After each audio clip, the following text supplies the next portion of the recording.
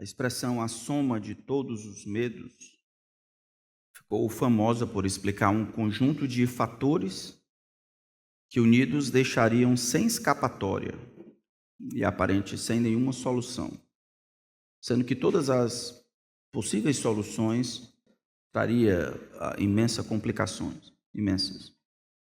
A soma de todos os medos seria como se fosse um diagnóstico de uma doença rara, cujo único tratamento é por meio de um remédio que o paciente tem uma alergia mortal. Na esfera espiritual também existe a soma de todos os medos. Seria como se tivéssemos uma mazela degenerativa e mortal, cuja única escapatória fosse como se requerer que uma zebra mudasse suas listas. Seria como procurar salvar, buscando a ajuda de alguém que deseja nos destruir. Seria como se tentássemos transportar as águas do mar para o deserto usando apenas as nossas mãos. Como sair de dentro de uma fossa puxando os próprios cabelos. Como tentar acabar com a fome do mundo apenas com um saco de feijão. Resolver os problemas dos tornados das costas apenas assoprando na beira da praia. A soma de todos os medos no reino espiritual, na esfera espiritual, é estar em uma situação deplorável, sem ser vítima. E procurar resolver por si mesmo uma questão que não pode ser resolvida por absolutamente nenhuma criatura. Seria como tentar estancar uma hemorragia por meio de beber o próprio sangue. Seria como tentar alimentar a si mesmo com suas próprias lágrimas.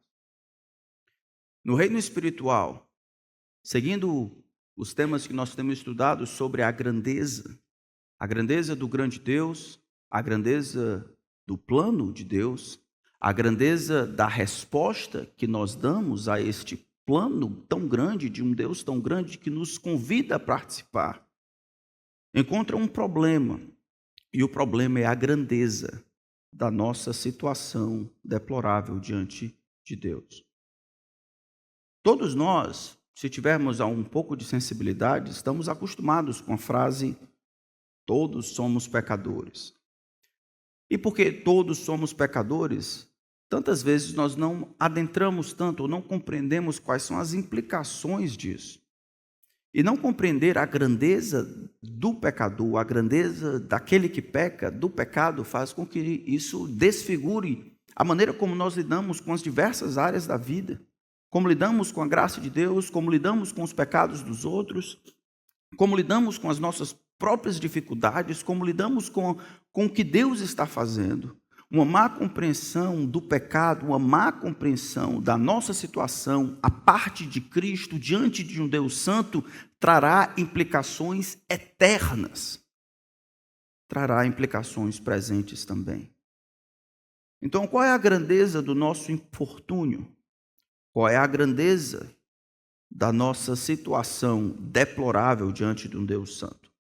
Existem muitos textos das Escrituras que poderíamos caminhar nessa direção. Um texto, no entanto, da Escritura tentou colocar muitas verdades juntas que diz respeito à situação do homem diante desse Deus santo. Aqui nesse texto que nós vamos ler, é como se Deus passasse um raio-x espiritual na vida do homem, ou um PET scan na vida do homem, colocasse o homem de frente, de lado, de frente e de costa. Depois colocasse o homem pelo avesso. Depois colocasse o rosto dentro do coração. E de dentro do coração esfacelasse o coração e milimetricamente olhasse cada intenção, motivações e o que paira sobre o coração que coordena todas as ações. É Deus dissecando o homem, ações e motivos, para que o homem possa compreender de uma vez por todas que a parte da justiça, a parte da graça de Deus, o homem não somente vai para o inferno, mas é justo que ele caminhe para lá e padeça eternamente. O pecado, na vida do pecador, é a soma de todos os medos.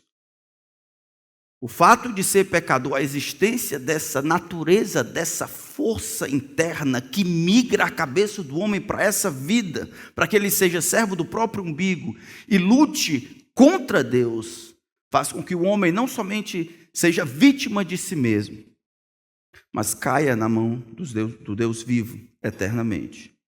Então, por favor, vamos fazer a leitura da palavra de Deus. Em Romanos capítulo 3. Romanos capítulo 3. E a escolha por esse texto é porque ele coordena muitas verdades do Antigo Testamento sobre o mesmo assunto. Então, por amor ao tempo, nós vamos ler Romanos capítulo 3. A partir do versículo 1, vamos fazer a leitura até o versículo 20. Diz assim a palavra do Senhor. Qual é então a vantagem do judeu? Ou qual é a utilidade da circuncisão? Muitas, sob todos os aspectos, principalmente porque aos judeus foram confiados os oráculos de Deus. E então, se alguns não creram, será que a incredulidade deles anulará a fidelidade de Deus? De modo nenhum. Seja Deus verdadeiro e todo ser humano mentiroso, como está escrito, para seres justificado nas tuas palavras e venhas a vencer quando fores julgado. Mas, se a nossa injustiça evidencia a justiça de Deus, que diremos? Seria Deus injusto por aplicar a sua ira?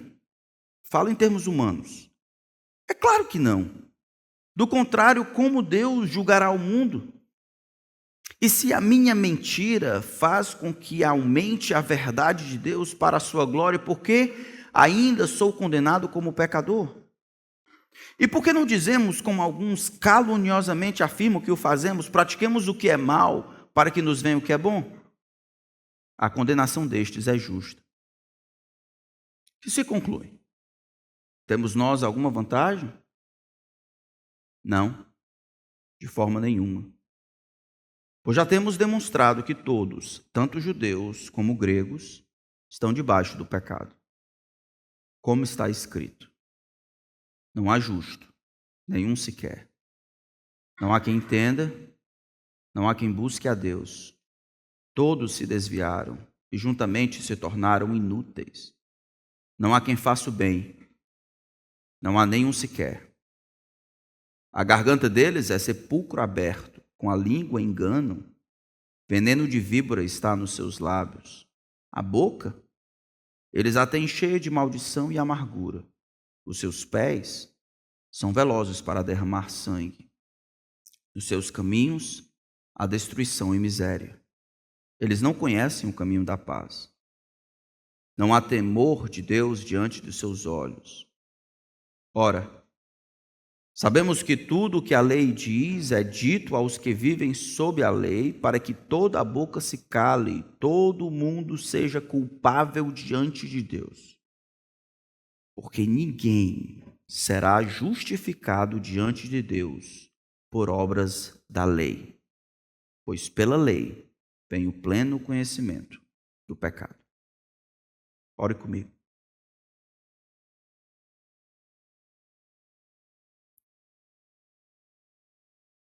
Tua palavra está aberta diante de nós, Senhor nosso Deus. Eu imploro que o meu pecado e o pecado dos meus queridos aqui seja vencido pela ação soberana, graciosa e poderosa do Teu Espírito Santo. Eu peço que o Senhor não nos permita fugir do que ela tem a dizer, que ela seja a nossa regra, a linha sobre a qual os nossos pensamentos caminham, não as outras coisas, não os pecados dos outros homens, não as dificuldades, não as contas, não os compromissos, mas o que a Tua palavra tem dito para nós. Não permita que percamos tempo. Eu peço ajuda a Ti, Espírito Santo, meu Senhor. O Senhor inspirou esse livro. Ensina-nos. Seja o nosso professor. Nós cremos em Ti. Que ao final desse tempo só o Senhor receba a glória.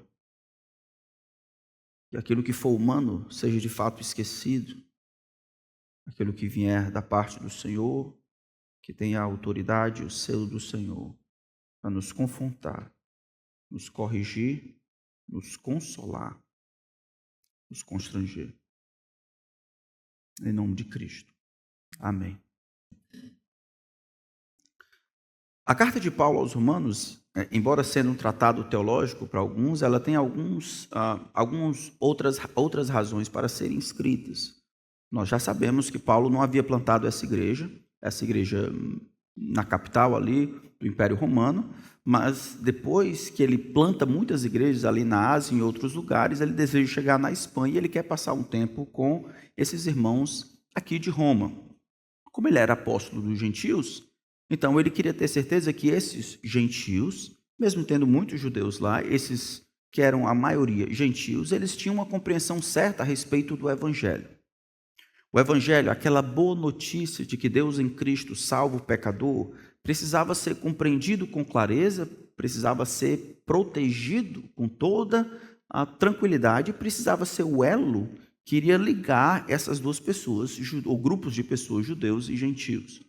Então tem um aspecto missionário naquilo que ele está escrevendo aqui. Ele deseja chegar na Espanha, que é a ajuda desses irmãos, preparando o caminho para que ele vai parar lá, para de lá chegar na Espanha. Essa é a razão. Talvez a mais interessante delas. Então, desde o capítulo 1, nessa tentativa de ter certeza de que esses irmãos desta igreja compreendem bem o Evangelho, ele começa explicando a grandeza da situação do homem pecador diante de Deus. Grandeza não em termos ascendentes, grandezas em termos decrescentes. O distanciamento do homem e Deus é impossível de ser juntado, de ser resolvido, de ser manipulado para ser diminuído por qualquer coisa que os homens façam aqui. Sendo que o homem está completamente perdido em seus pecados, a ajuda precisa ser de fora, externa, não somente ao homem, mas até à própria criação. Nada que o homem tem, toca, cheira, pega, faz nesse mundo aqui, pode resolver o problema que ele, como pecador, tem diante de um Deus santo. É um problema que paira sobre toda a criação caída, ele incluso como ser consciente, ele em rebeldia contra Deus. Paulo quer ter certeza que esses homens compreendem. Então, mesmo quando ele fala sobre aqueles que não têm a lei de Deus, aqueles que eram gentios, como se costuma, que não eram da linhagem de Abraão, segundo a etnia lá, que não eram herdeiros, ou da raça judaica, conforme os judeus, conforme queiram pensar, eles mesmo assim estão em rebeldia contra Deus. O capítulo 3 marca essa transição, a conclusão dessa elaboração que começa no capítulo 1, versículo 18, de que todos os homens são culpados em diversos níveis. Aqueles que não têm a lei de Deus, mas carregam em si uma consciência, aqueles que formulam leis para si mesmos, essas mesmas leis que eles constroem, mesmo que não tenham um reflexo da palavra de Deus, ainda são transgredidas por esses homens. O homem é um transgressor corriqueiro, isso é inato. O problema não são leis boas, a ausência de leis boas, o problema é que o homem é um transgressor. Ele transgride qualquer lei que seja. Só olhar os meninos brincando, de repente ficar de bandeirinha já mudou. E eles brincam de pega-pega, entra alguém e as regras mudam. Rapidamente mudam para ajudar, colaborar para esse agora que não quer perder, agora quer ganhar. Se isso é correto, é verdade para aqueles que estão à parte da lei de Deus, da tradição, da escritura, do povo de Israel, é verdade principalmente para o próprio Israel. O próprio Israel que recebeu esta revelação não respondeu à revelação da parte de Deus em obediência. Na verdade, eles, por causa deles, grande parte que o povo do mundo blasfema contra Deus, por causa da maneira como eles têm lidado. Então ele começa no versículo 1, dizendo, a gente tem alguma vantagem? Paulo, como judeu, a gente tem alguma vantagem? Alguma vantagem em termos de relacionamento correto com Deus? E ele diz, é o seguinte, em termos de história, em termos de revelação, em termos de potencial, de possibilidade, de privilégios? É claro que sim. Ele dizendo muitas sobre todos os aspectos. Recebemos muito mais porque somos judeus. Conhecemos o caráter de Deus, o nome de Deus, o grande eu sou, os seus requerimentos, os seus planos, o que Ele intentava fazer por nosso intermédio. Essas coisas vieram a nós como privilégios, e assim era requerido de nós que nós acordássemos e andássemos de acordo com isso. Sim, sobre muitos aspectos. Mas Israel, eles não responderam à altura. Na verdade, grande parte, mesmo que não seja definitivo, grande parte do povo judeu na época de Paulo tinha rejeitado. E Paulo pergunta, e então, verso 3, se alguns não creram na mensagem, no Messias, será que a incredulidade deles anulará a fidelidade de Deus? E a resposta é, não. Por que não? Por que a infidelidade deles, a incredulidade deles não pode invalidar a fidelidade de Deus? A resposta de Paulo está com base na natureza do próprio Deus. De modo nenhum. Deus, isso não existe. Deus não pode deixar de ser fiel. Isso não existe. Isso é contra a natureza inata de Deus. Pensar nisso é corromper tudo que existe, é acabar o mundo inteiro, é entrar em colapso. Deus não pode deixar de ser fiel àquilo que Ele disse. Ele não vai anular. E ele lembra as palavras de Davi.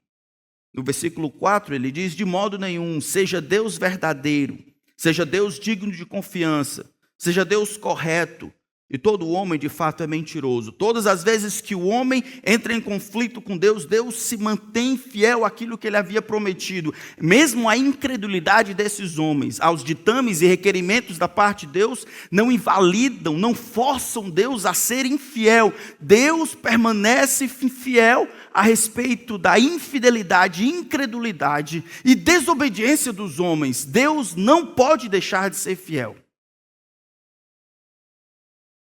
Em todo embate, seja Deus verdadeiro, mentiroso todo homem.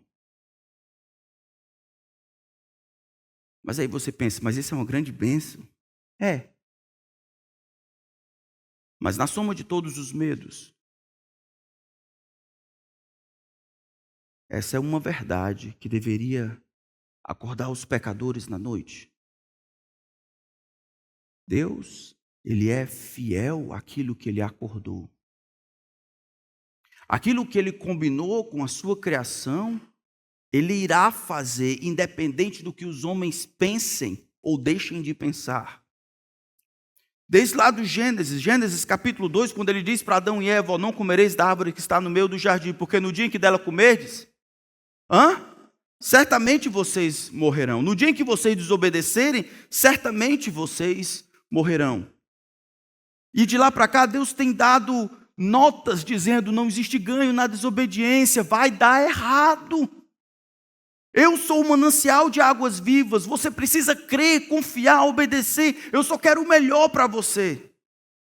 Em Ezequiel ele vai dizer, a alma que pecar essa, morrerá. O filho não levará a iniquidade do pai, nem o pai a iniquidade do filho. A justiça do justo cairá sobre este, e a injustiça dele sobre ele também. Salvação, relacionamento com Deus é tudo individual.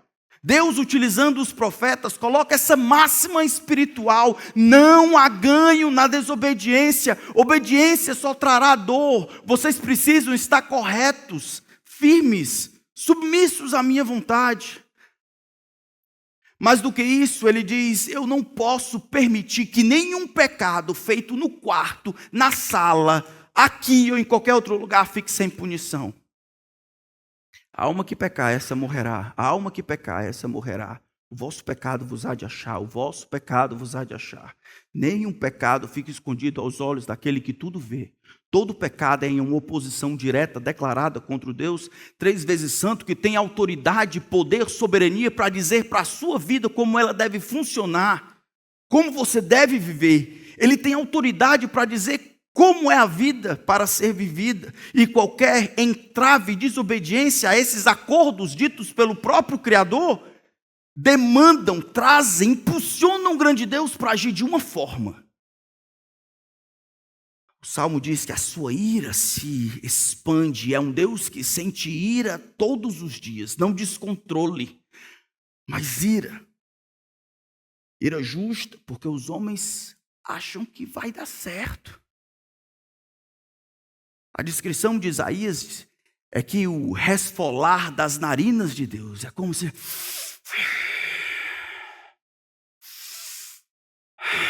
a fornalha que se acende. Não é à toa que ele descreve a ira sendo descarregada como um cálice topando e transbordando.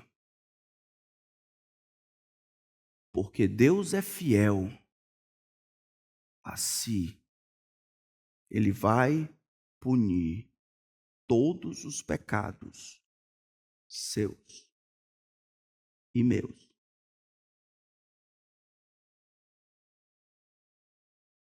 As misérias que nós sofremos aqui não funcionam como propiciação. As coisas que fazemos aqui, a ajuda para a mãe, para o pai, as esmolas, a fé dos outros, a religiosidade, não funciona como propiciação.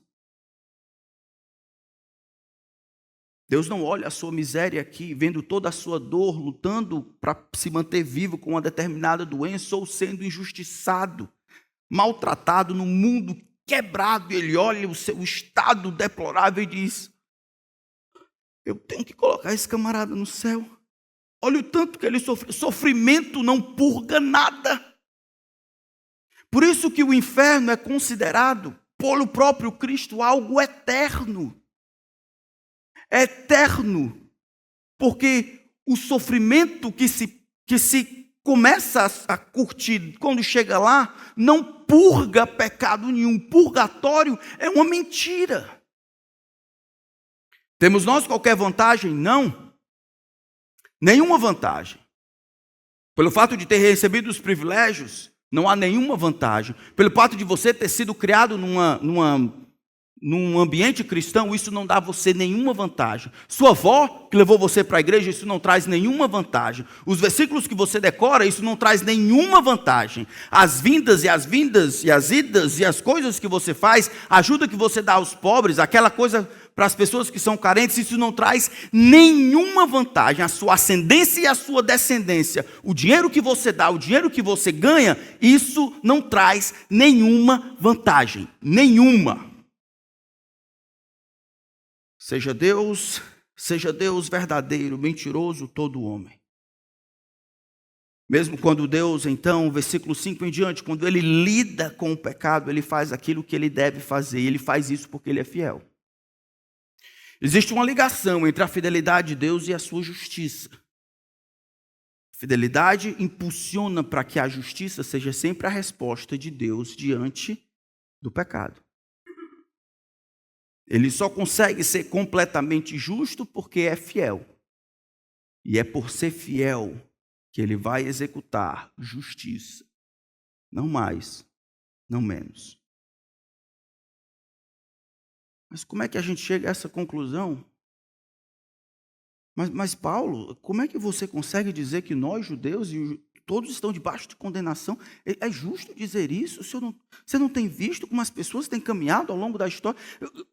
Todos no mesmo saco furado, todos nesse navio, todos. E aí do versículo 9 em diante, ele dá a segunda razão dessa sopa chamada soma de todos os medos. A primeira é a própria natureza de Deus, que não consegue responder ao pecado de outra forma, senão por executar justiça. Deus deve executar justiça contra o pecado. Do contrário, ele seria infiel. Não seria o Deus da Bíblia, seria Satanás. Mas o versículo 9, ele traz mais para perto, não somente a natureza de Deus. O que se conclui? Qual é a conclusão que chegamos? Temos nós qualquer vantagem? Qual é a resposta? De forma nenhuma. Pois já temos demonstrado, e ele tem demonstrado desde o capítulo 1, versículo 18, que todos, ele divide o mundo em dois, tanto judeus quanto gregos.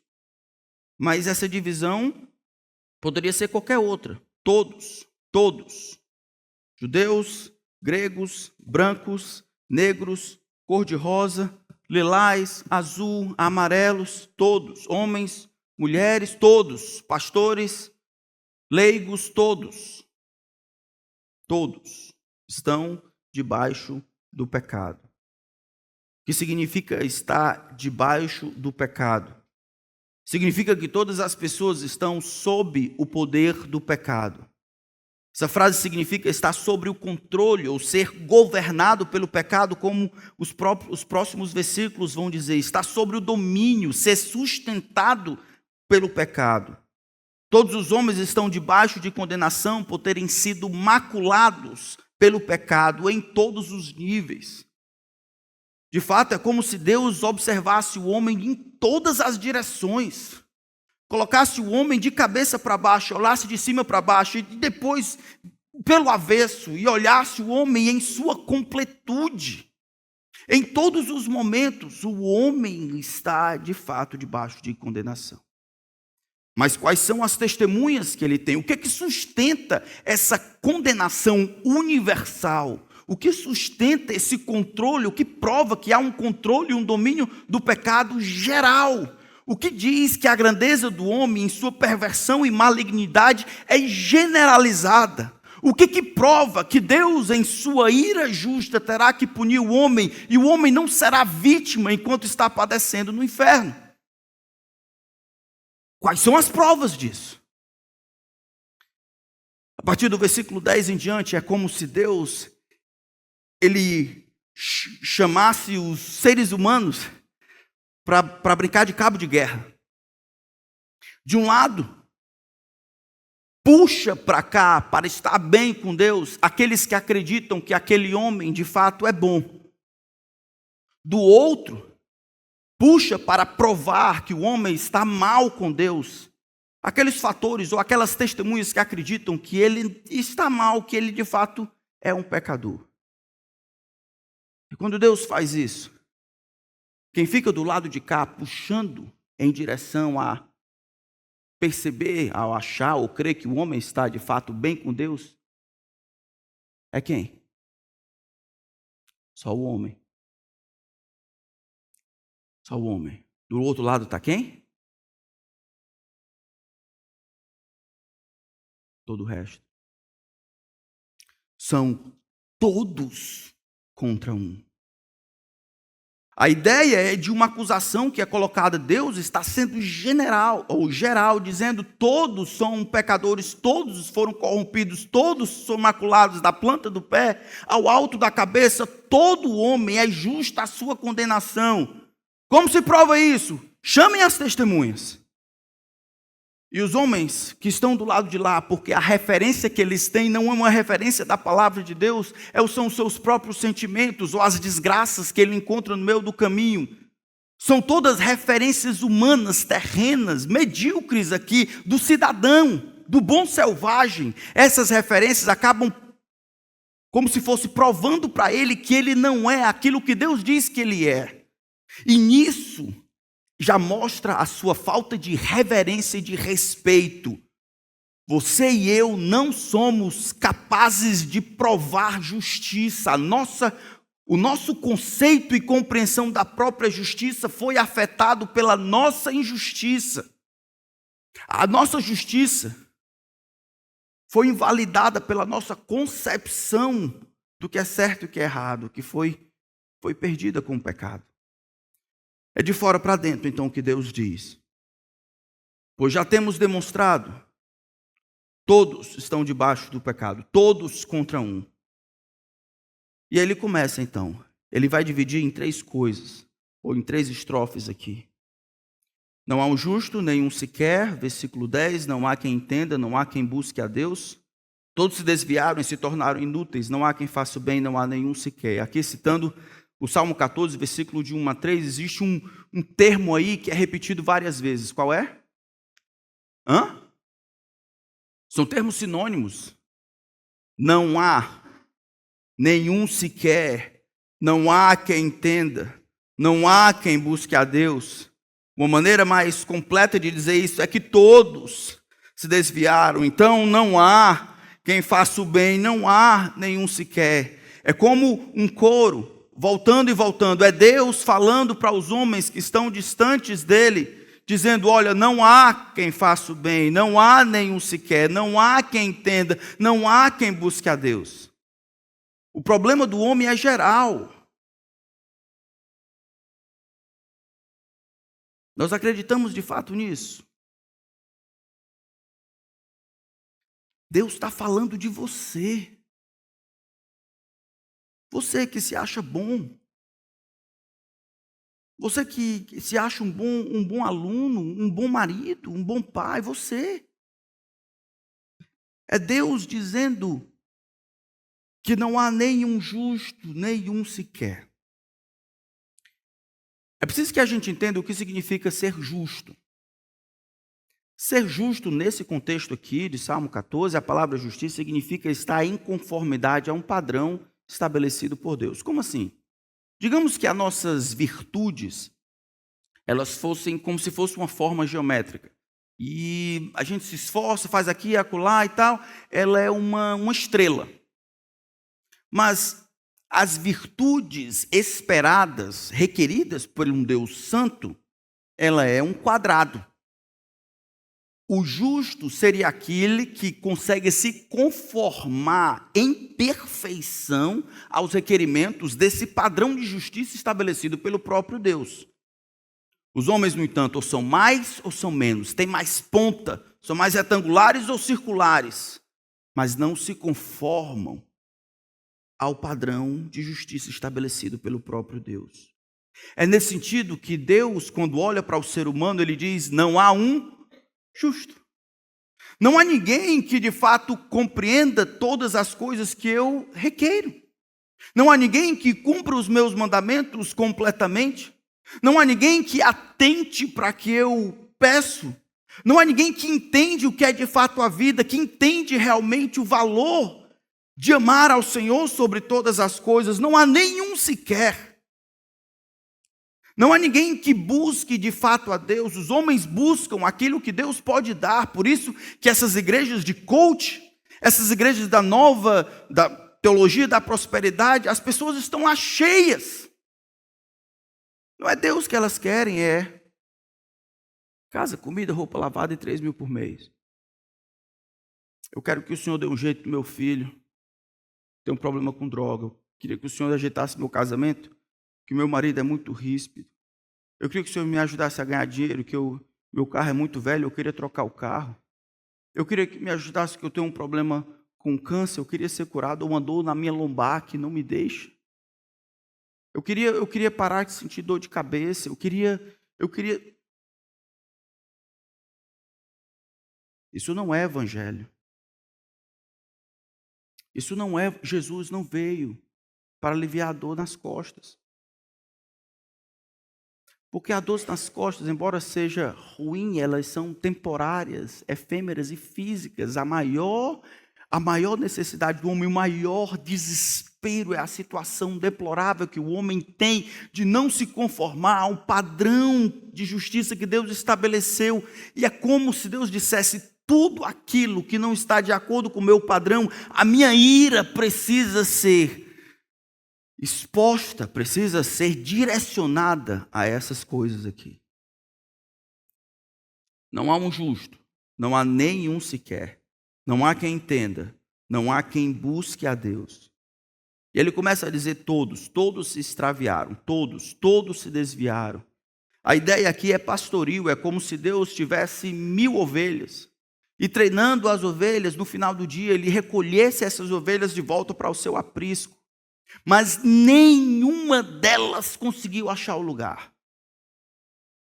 A ideia de se desviar, a ideia de se extraviar, não é que lhes faltou conhecer o caminho, elas não foram vítimas de ignorância ou de utopia, né? Aquela coisa. Não, elas se desviaram de maneira volitiva, elas sabiam que era aquele caminho e elas se desviaram para o outro caminho. De novo, irmãos, o que ele está tentando dizer aqui é um problema de referência. Você que ainda não tem o sangue de Cristo sobre você, você acha que está bem porque você acha que está bem, e esse é o pior de todos os desdobramentos do pecado. Porque nós acabamos avaliando a nós mesmos de acordo com a nossa referência, com os nossos paralelos, os nossos modelos. Quando a palavra de Deus, que reflete o caráter do próprio Deus, é aquela que tem autoridade e poder para dizer o que você de fato é.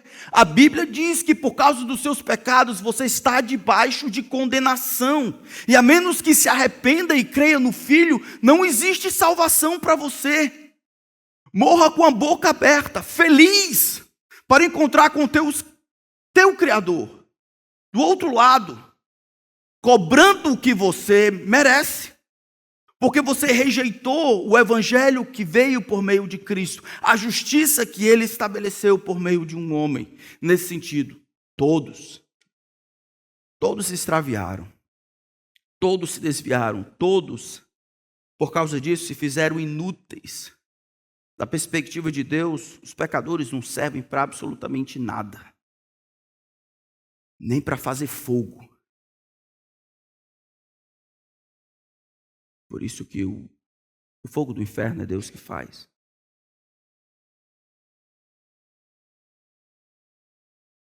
Eles se tornaram inúteis. Não há quem faça o bem. Não há quem faça o bem da perspectiva, de novo, do próprio Deus. É Deus quem diz o que é bom, o que é ruim. Quando é Deus que tem a referência, que olha não somente as coisas boas, que eu sei que alguns aqui fazem. Ensina as crianças, ajuda a passar a rua alguém que precisa, ou dá esmola, ajuda a mãe. Essas coisas, elas têm um valor aqui. Mas quando Deus caminha para trás e olha as motivações por trás, tudo isso é feito numa vida vivida para si. Tudo isso foi maculado com o pecado. Da perspectiva de Deus, não há mérito, não se ganha crédito. O bem mesmo. O bem que dá conta do que eu fiz, por que fiz, com quem fiz, com quando fiz, isso não existe. Isso não existe. Nenhum sequer. Não existe. Nenhum sequer. Mas aí agora ele caminha em direção ao coração por meio da boca. Depois de falar da generalização do desespero humano, ele diz: a garganta deles é sepulcro aberto. Com a língua engano, o veneno de víbora está nos seus lábios. A boca eles a têm cheia de maldição e amargura. Citando o Salmo 5, verso 9, assim como o Salmo 10, versículo 7, ele fala sobre as coisas que estão no coração, mas que são vomitadas, literalmente, pela boca. A ideia de garganta deles é sepulcro aberto.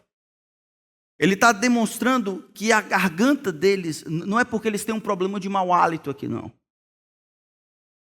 A garganta deles é sepulcro aberto, é como se o que saísse de lá é apenas mortandade. O que sai de lá está em estado de putrefação. Eles não conseguem produzir nada vivo, acrescentar vida, produzir vida, nada que seja para ajudar na vitalidade das pessoas. Não, a sua garganta é como se fosse um sepulcro aberto, cuja coisa que pode colocar para fora é o que foi colocado lá dentro, um corpo que agora está apodrecido. É a boca que não consegue produzir vida, é a boca que vive em função de destruir.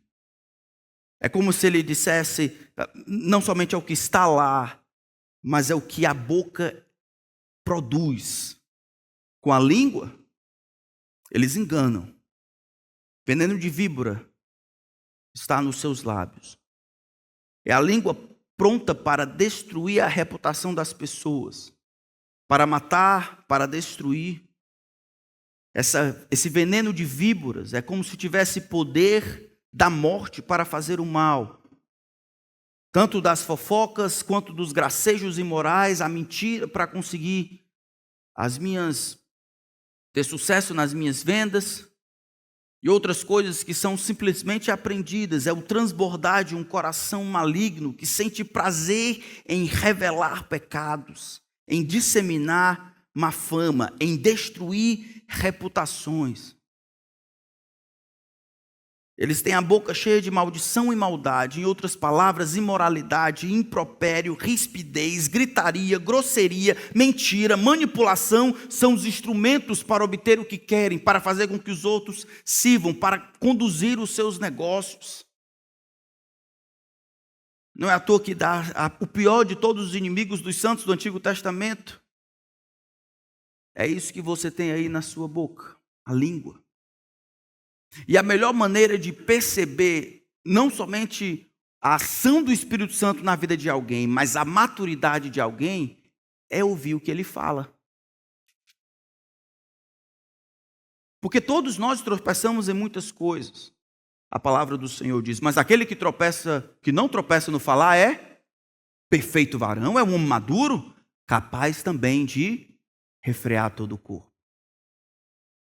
Aqueles que são descontrolados na língua, aqueles que falam o que dá na cabeça, aqueles que não produzem, aqueles que não são graciosos, aqueles que não falam de acordo com a necessidade, aqueles que não promovem graça para aqueles que ouvem, têm demonstrado o poder do pecado sobre a sua língua, que revela o seu coração, e tem demonstrado a ausência de maturidade. Os homens são assim. Jesus, que tem ouvido as suas conversas, ele diria o quê? O que a sua boca revela sobre o seu coração? Essa testemunha aqui é verdadeira? A sua boca prova que você de fato é um pecador? É maldição, é amargura, é murmuração, é reclamação, é difamação, é insatisfação, é tolice, é trivialidade, é humanismo, é isso que sai da sua boca.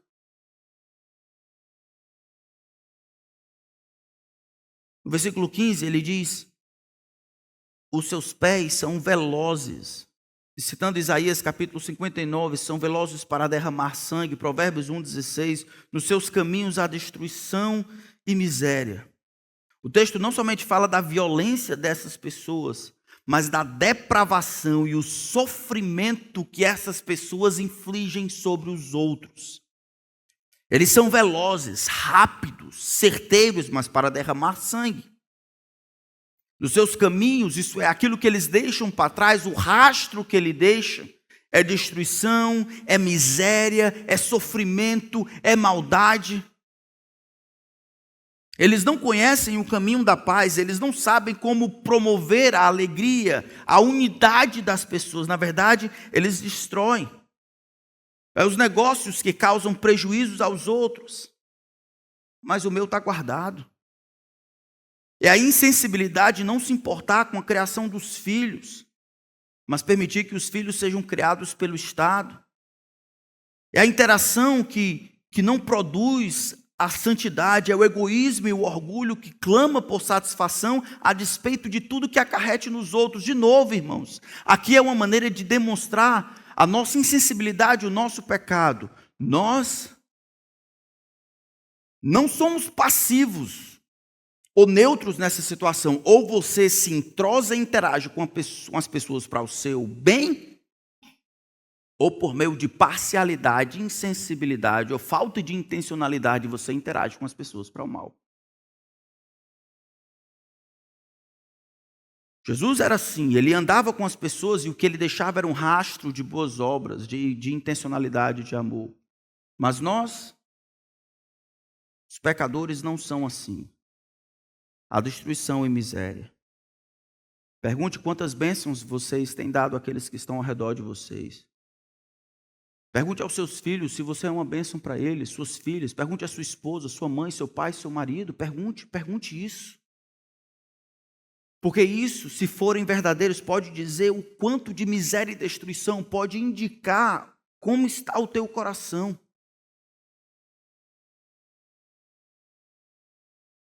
Versículo 18 conclui. Não há temor, quando diz não há, é a mesma palavra que apareceu no versículo 12, no versículo 11 e 12, não há. Então é como se ele fechasse um sanduíche, ele começa dizendo não existe nenhum justo, não há nenhum justo, nenhum sequer, e depois ele termina assim, não há ninguém que tema a Deus, não existe temor de Deus diante dos seus olhos. A razão de todas essas coisas é porque os homens não respeitam a Deus. Eles não temem, não consideram, não reverenciam, não levam em consideração. Eles acham que é inútil temer a Deus. É como você acha? Você acha que é inútil temer a Deus? Quando você pensa dessa maneira, isso é demonstrado pela maneira como você vive. Pela maneira como nós cultuamos, como vemos para a igreja, como lidamos com o texto sagrado, quando lidamos com o nosso pecado. É sempre um problema de relacionamento com Deus. Não é um problema, eu sei que tem muitas igrejas que talvez não sejam saudáveis, mas o problema dos discípulos de Jesus é um problema de coração. Porque isso aqui, ele está explicando a realidade do homem sem Cristo. Ele vai falar sobre Cristo, mas isso aqui foi destruído por aqueles que creem em Jesus. Eles foram removidos do poder e controle do pecado, não de sua presença. Qual é o problema de nós que somos discípulos de Jesus? Talvez você não fale mais palavrão, mas precisa controlar a língua para explicar o que é a vontade de Deus, para promover graça, para não falar o que vai na sua cabeça, para dizer as coisas de acordo com a necessidade. O que ele está descrevendo é um mundo pagão, distante de Deus, debaixo de condenação, porque está debaixo do controle pernicioso, desgraçado do pecado. Mas este pecado, essa natureza nociva, que ainda luta para ter o controle da vida, a despeito de Deus, ela ainda está em nós. E nós vamos precisar lutar com isso. No próximo domingo, se Deus permitir, nós vamos falar sobre a grandeza da maravilhosa graça. Se o Senhor não retornar, será um tempo glorioso. Mas a gente nunca vai entender sobre a maravilhosa graça de Cristo se a gente não entender a depravação com que nós nos encontramos à parte de Cristo. Se a gente não entender a densidade e completude da desgraceira e perversão do nosso coração à parte de Cristo, nós não vamos valorizar a graça de Deus. No versículo 19 aqui desse texto e 20, ele faz a sua conclusão final antes de falar sobre como resolver este problema desesperador do homem. Ele diz que tudo que a lei disse, a lei de Moisés, a lei do Antigo Testamento, ela disse para que toda boca se cale. O peso das testemunhas é como se ele dissesse, a evidência é muito grande. Todo mundo, de acordo com a lei que revela o caráter de Deus, é culpável diante de Deus. Todos nós somos culpados diante de Deus. O vitimismo da nossa sociedade acaba atrapalhando. Não existe vitimismo para Deus. Você mesmo tendo uma vida difícil, você não tem o que você merece. Não tem. Mas se não decidir seguir a Cristo, vai ter. Vai ter o que você merece. O peso da condenação distante de Deus para sempre. Versículo 20 diz, porque ninguém, mais uma vez, porque não há condições, porque ninguém será justificado ou será declarado inocente ou será resolvido o problema de justiça ou ninguém será conformado à imagem, a esse padrão de justiça esperado por Deus mediante obras da lei. E não importa como entendamos as obras da lei, as ações em decorrência da obediência, ninguém será justificado. Ninguém. Ninguém alcançará esses requerimentos da parte de Deus por se esforçar, por méritos, por tentativa. Ninguém. absolutamente ninguém. A cura vem de fora para dentro. Mas isso é o que nós vamos ver no próximo domingo. Algumas aplicações para nós pensarmos. Eu realmente queria que você pensasse um pouco. Se você é cristão, isso é, se você já se arrependeu dos seus pecados e decidiu seguir a Cristo, você precisa lembrar de onde você saiu. Lembre mesmo. Lembre agora. Era assim. Você era um inútil. Deus não foi atrás de você ou de mim porque Ele olhou e viu: esse camarada, ele tem uma utilidade para mim. Ele olhou o que eu falava, olhou o que eu gostava, olhou as maldições, as blasfêmias, a amargura, olhou os meus pés, destruindo tudo que eu encontrava, e mesmo que eu não destruísse fisicamente, no meu interior, por meio da inveja, por meio do desejo por controle, por meio da cobiça, eu destruía tudo que estava na frente. Eu desconhecia o caminho da paz. Eu não temia a Deus. Esse era você. Lembre de onde o Senhor lhe tirou.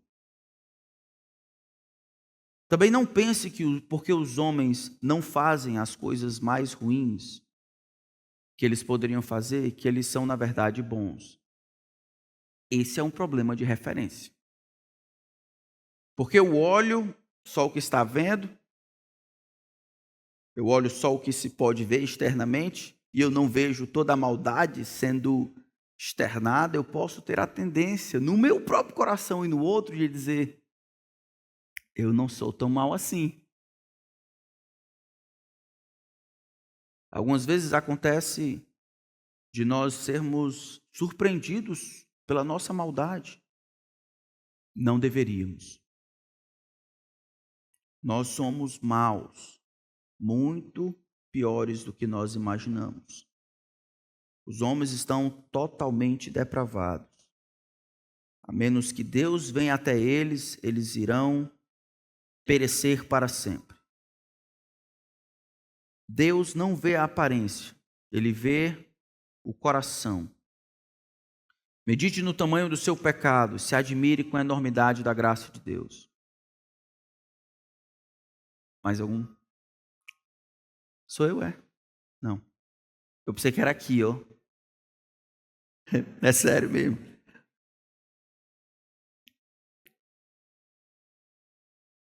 Só esperar só mais 10 segundos, porque talvez o relógio esteja atrasado.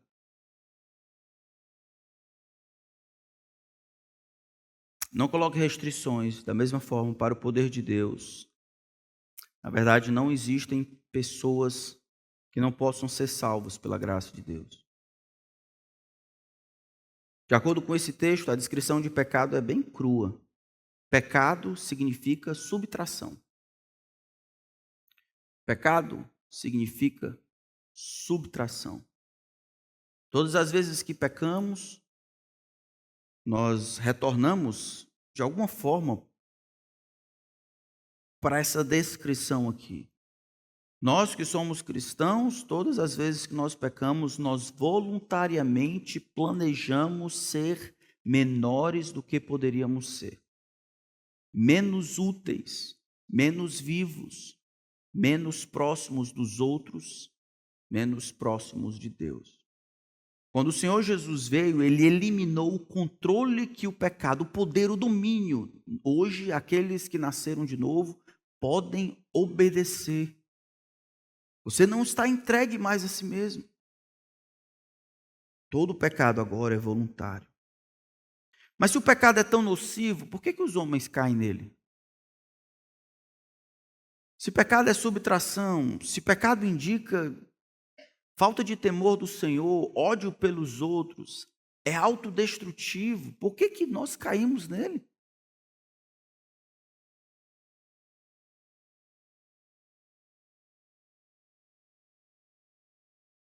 A razão é porque os homens só pecam porque são pecadores. Essa é a condição que nós estamos hoje. Assim como não existe assassinato sem que haja um assassino, ou mentira sem que haja um mentiroso, os pecados são as ações de homens, mulheres e crianças pecadores. E os pecadores, como diz, existe maldição e amargura, sua boca é venenosa. Quando o coração do pecador se percebe como pecador, quando ele decide pecar, o seu próprio coração, tem veneno de víbora, amargura e maldição, comunica de que haverá um ganho na desobediência. Agora ele faz isso para destruir a si mesmo. Essa é a grande jogada do pecado. É assim que ele ganha a sua e a minha atenção. É ele que canta no seu coração. Vai dar certo. Vai dar certo. Vai lá. Vai dar certo. Vai dar tudo certo. Ninguém vai ver. Ninguém vai saber. É só uma vez. Vai ser bom. É o que você sempre sonhou. Você merece. Não tem problema. É a última vez. Essa é a sua língua, maldita e amargurada, mentindo para você, para causar morte. Que o Senhor nos ajude a lutarmos contra o nosso pecado. Eu queria falar para aqueles que estão em pecado. Peça ajuda. É provável que alguns homens e mulheres, adolescentes, estejam enfrentando pecado. Não acho que vai dar certo, vai dar errado.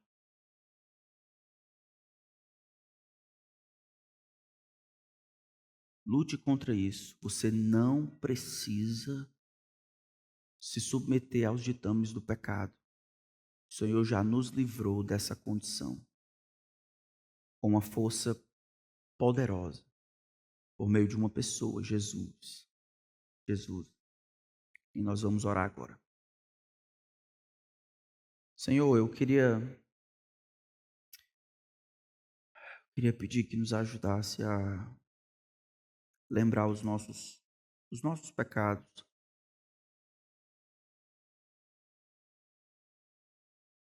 Assim como Paulo lembrava, dando testemunho, quem ele era e como o Senhor o havia encontrado. Eu queria que eu e os meus irmãos fizéssemos bom uso dessa história desgraçada que nós temos à parte de Cristo. E utilizarmos o pecado apenas para enaltecer e exaltar a tua maravilhosa graça. Eu sei que alguns aqui ainda não estão lá. E outros, Senhor, acham que já estão. Senhor, tem misericórdia desses, cuja referência é humana, cuja referência é da casca, é externa. Peço a Ti, Espírito, ajuda-os a verem quem eles são, de acordo com a Tua bendita palavra. Mostra-lhe os seus pecados, remove-lhes. Remove deles a paz, até que eles não consigam viver sem resolverem a vida contigo, sem clamarem ao Senhor por misericórdia, sem implorarem que o Senhor venha e lhes perdoe, sem tomarem alegremente a cruz e seguirem o teu Filho, sem desfrutarem da justiça perfeita de Cristo, imputada a nós por causa da cruz e de sua ressurreição. Tira, Senhor, a paz para que eles vejam o mundo como de fato é. E vejam que o inferno nada mais é do que o final de uma vida sem Cristo.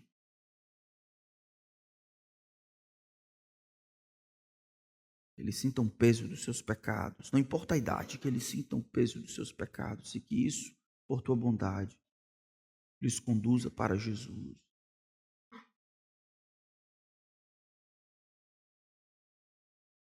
Permite que o diabo tenha vantagem sobre eles, arrancando a palavra do coração.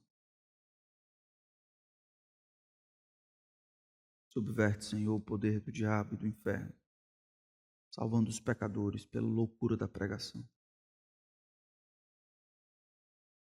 Peço principalmente por aqueles que são religiosos e acham que por isso tudo está bem. Eu peço também por nós que somos teus discípulos, tão pecadores como qualquer outro, tão necessitados de Cristo como qualquer outro. Imploramos a tua graça, Senhor, imploramos o teu perdão. E aqueles entre nós, Senhor, que estão de alguma forma caídos em seus pecados, indiferentes, que o Senhor nos ajude a ajudá-los, nos dá grande amor, Senhor, na igreja, possamos nos intrometer graciosamente na vida uns dos outros com o propósito de chegarmos bem todos juntos do outro lado. Dá-nos coragem e graça, amor e ousadia para lutarmos, fazermos guerra contra o pecado remanescente no nosso coração, no meu coração e no coração dos meus irmãos e irmãs. Senhor, proteja a tua igreja e proteja-nos de permitir que os nossos irmãos pequem confortavelmente. Revela, Senhor, o que deve ser revelado. Que isso não nos cause estranheza. Tua palavra já tem dito. A parte de Cristo. A parte da graça de Cristo. Não há um justo. Nenhum sequer. Em nome dele oramos. Amém.